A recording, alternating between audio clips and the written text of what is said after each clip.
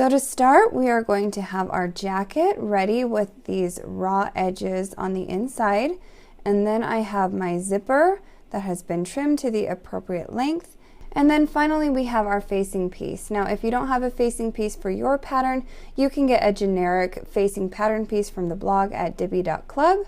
Now this might be a little confusing. I'm actually using this floral side of the fabric as my wrong side. I want to use the gray side as my right side so that it coordinates nicely with my jacket fabric. You'll also notice this alignment marker right here. This is where I'm going to put the top of my zipper, and then I have these markings that show me where I'm going to stitch to create the facing.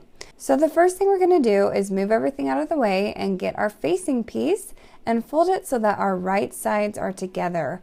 And then take this over to the sewing machine and stitch along this curved stitch guide right there.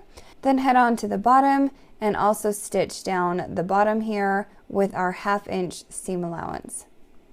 So now I have gone ahead and stitched across this curve and the bottom here.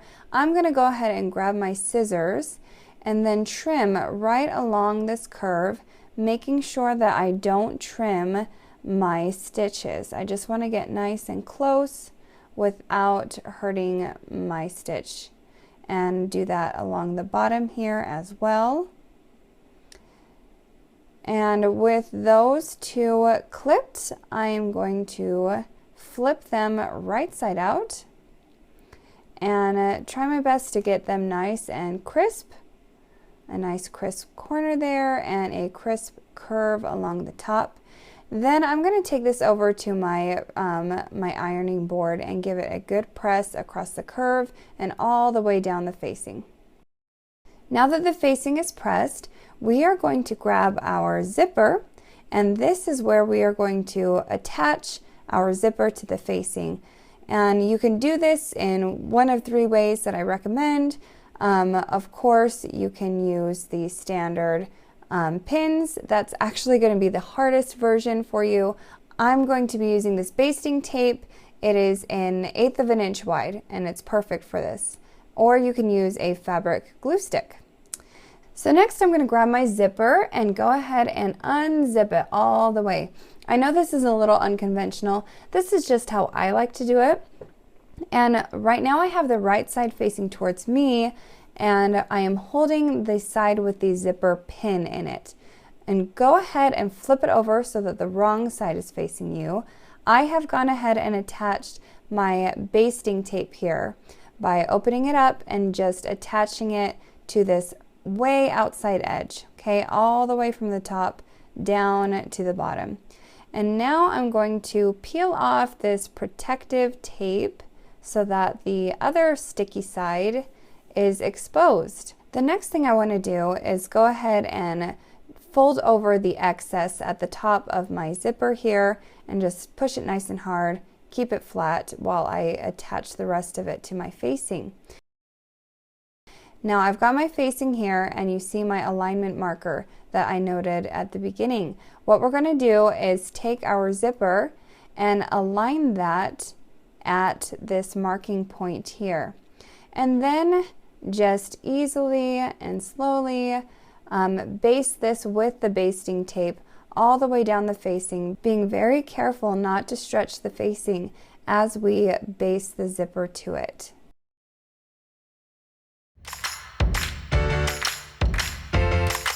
Now we have our basting tape all the way down. It's going to keep the zipper nice and snug up against our facing here. The next thing I want to do is grab my jacket and go ahead and take a moment to lay this nice and flat.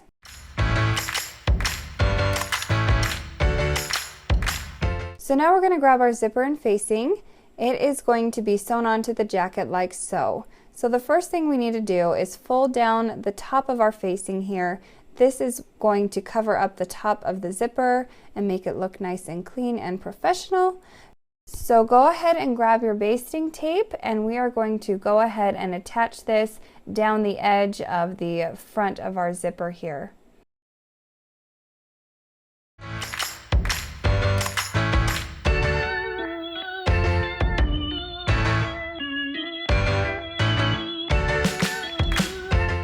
then go ahead and peel off this protective tape here. So now you can see the sticky side up, and we are going to go ahead and move our jacket up so that we can start at the bottom here.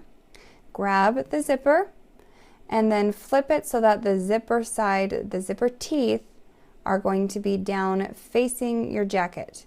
Now start so that the bottom of the zipper facing is flush with the bottom of the jacket, and slowly work your way up, making sure not to stretch your jacket fabric.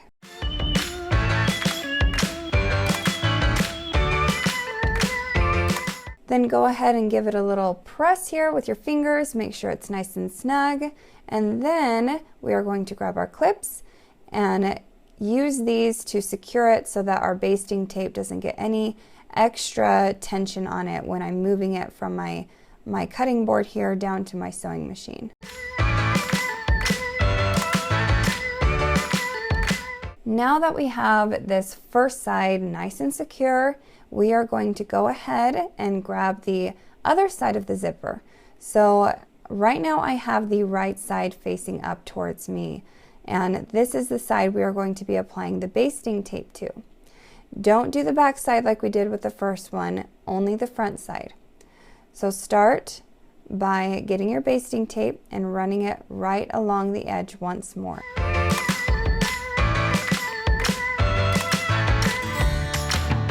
Then peel off this protective layer here. And then we are going to grab our jacket again and go ahead and lay it out flat. And starting at the bottom, we are going to secure the zipper to the front of the jacket. Once again, please move slowly. You really don't want to stretch out your jacket fabric as you're working your way up. And when you get to the top here, we are going to have to fold this over like we did with our first piece. If you would like to, you can do this with a basting stitch, or you can go ahead and grab another piece of our basting tape and use that to secure it down as well. Give it a little push and then finish up basting the zipper to the jacket front. And just like that first side, we're going to go ahead and grab some pins to make sure that there isn't any tension on the basting tape as we move our jacket down from the table to the sewing machine. Otherwise, the zipper can just come right off, and you don't want that after all this work.